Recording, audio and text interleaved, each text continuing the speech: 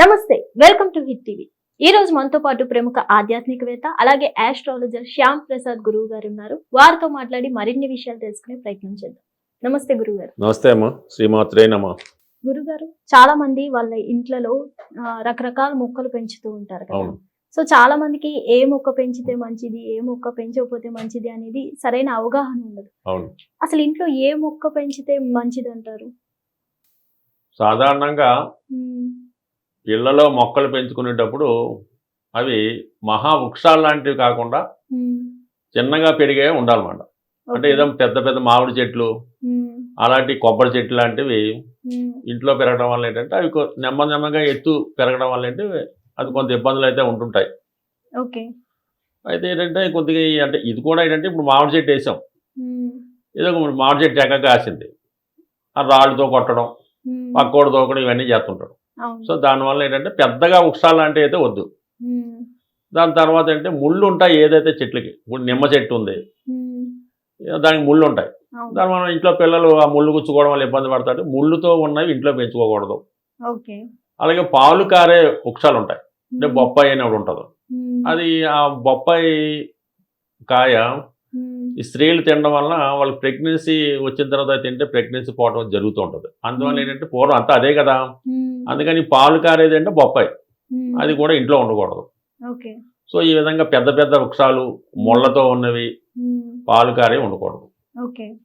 దాని తర్వాత ఏంటంటే మన పూజకి ఏవైతే మనం ఉపయోగిస్తామో పువ్వులు ఎక్కువగా ఎరుపు రంగు పూలు ఇచ్చే మందారం కానీ నందివర్ధనం కానీ పెంచుకోవడం వల్ల ఈ భగవంతుడు కూడా ఈ ఎరుపు రంగు పూలతో పూజించడం వల్ల వేగ ఫలితం వస్తుంది. అమ్మవారికి ఇష్టమైనవి, సుబ్రహ్మణ్య స్వామికి ఇష్టమైనవి.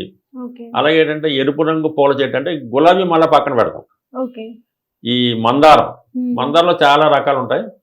ఎరుపు రంగుతో ఉన్నాయి పెంచడం వల్ల ఏంటంటే ఇంట్లో ఉన్నటువంటి ఆగ్నేయ వాస్తు దోషం పోతుంది, ఇంట్లో శుభంగాను ఉంటుంది, అది బ్రహ్మాండంగా పెంచుకోవచ్చు.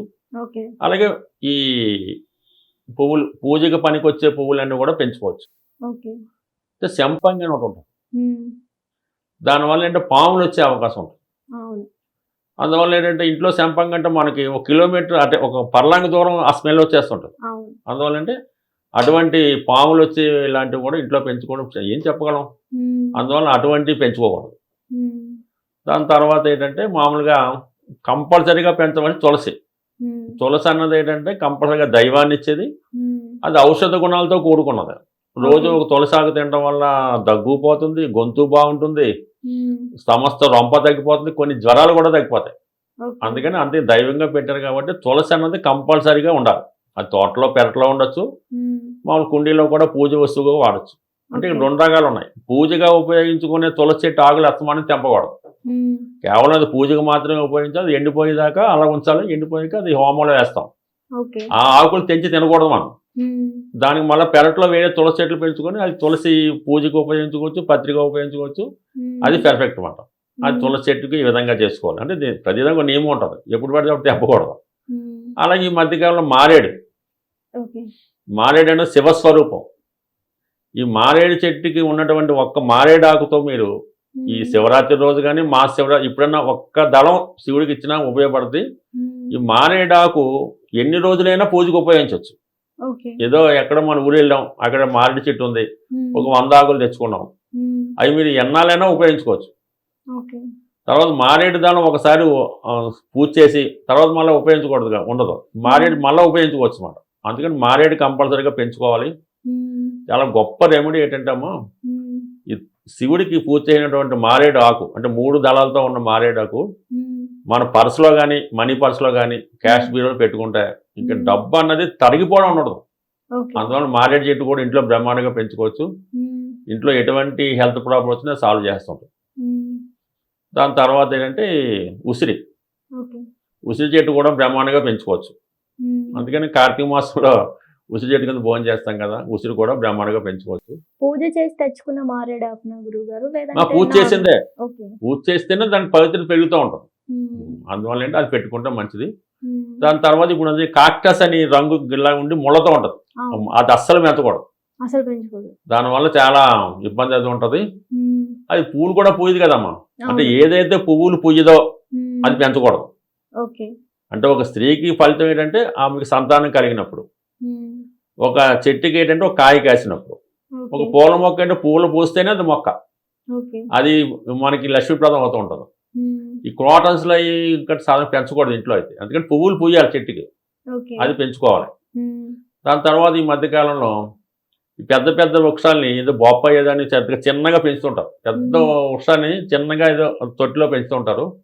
అది కూడా మనం పెంచకూడదు అన్నమాట. అంటే ఆ ఎదుగుదలకు మనం స్వేచ్ఛ ఇవ్వాలి తప్ప పెద్ద పెద్ద వృక్షాలని చిన్నగా పెంచడం అనేది కూడా అలాంటివి కూడా పెట్టుకోకూడదు. ఏదో పేరు చెప్తుంటారు, అవి కూడా పెట్టుకోకూడదు. ఏదైనా పువ్వుల చెట్టు పెంచేవి ఈ దైవిక సంబంధించినటువంటి మారేడు, తులసి ఇవి పెంచుకోవాలి.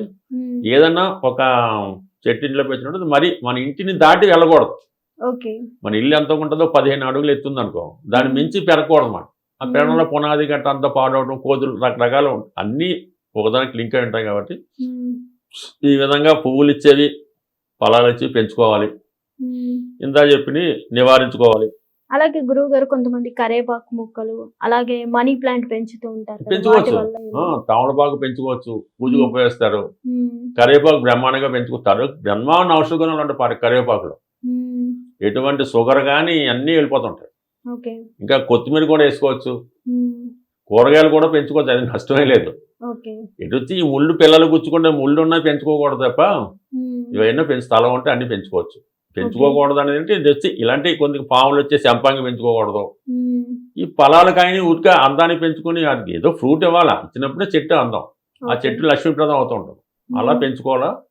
ఈ ముళ్ళు వచ్చేవి కాక్టస్ ఇలాంటి బ్రహ్మచెవులు లాంటి అవి పెంచుకోకూడదు. అవి సాధారణంగా ఎక్కడో అడవిలో గట్ట ఉంటుంది తప్ప పెంచుకోకూడదు. అది పెంచుకోవాలి, అది విషయం. గురుగారు కొంతమంది కలబంద అలాగే మనీ ప్లాంట్ పెంచుతుంటారు, పెంచుకోవచ్చు. ప్లస్ అచ్చు రాలేదు మాకు అని అంటారు. అది ఒట్టు మాట.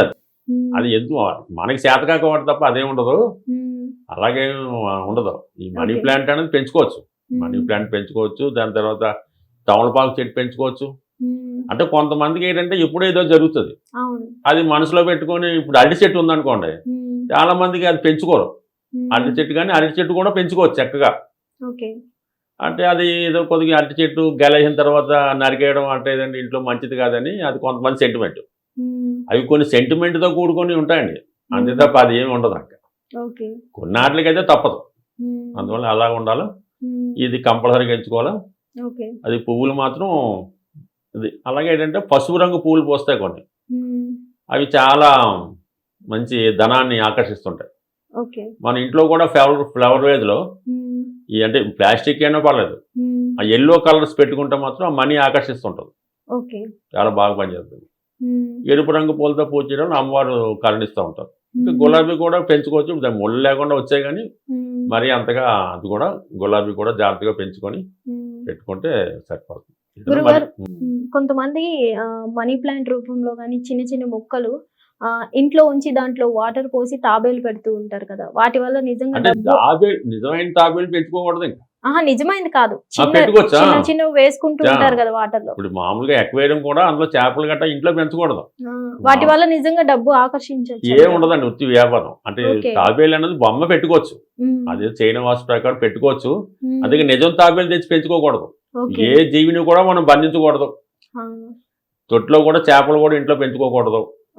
అలాగే కొంతమంది తాబేలు ఇబ్బంది పెడతారు, అది కూడా పెంచుకోకూడదు. ఆ స్వేచ్ఛ బంధించినటువంటి ఇబ్బంది ఉంటుంది అది, అందువల్ల అలాంటివి ఎప్పుడు చేయకూడదు. కేవలం ఈ ప్లాస్టిక్కే పెట్టుకోవాలి, ఆర్టిఫిషియల్గా పెట్టుకోవాలి తప్ప పెట్టుకోకూడదు. మళ్ళీ ఇది ఈ స్విమ్మింగ్ పూల్ లాంటి ఇది ఉంటుంది కదా, మామూలుగా స్విమ్మింగ్ పూల్ కదా, ఫౌంటైన్స్, వాటర్ ఫౌంటైన్, అది కావాలంటే మనం ఇంట్లో తయారు చేసుకోవచ్చు. ఇంట్లో కూడా బొమ్మలే పెట్టుకోవచ్చు, ఆ ఎగిరి పడుతూ ఉంటాయి వాటరు, పెంచుకోవచ్చు. అంటే కొన్ని మనీ ఆకర్షించి ఉంటాయి, కొన్ని డాల్ఫిన్ బొమ్మలని ఇవి పెట్టుకోవచ్చు, పర్లేదు. ఏదన్నా కొద్ది అడవి జంతువులు, ఈ పాములు, సింహాలు దెబ్బతాడుకున్నట్టు అటువంటి ఫోటోలే పెట్టుకోకూడదు. కొన్ని ఇలాగా ఏదో పావురాలని అవి కూడా పెట్టుకోకూడదు. ఇట్లాంటివి కొన్ని నెమలు కూడా పెట్టుకోండి, నెమలి పాము పూర్వకాలంలో పెట్టుకునేవాడు, ఇప్పుడు అలాంటివి పెట్టుకోకూడదు.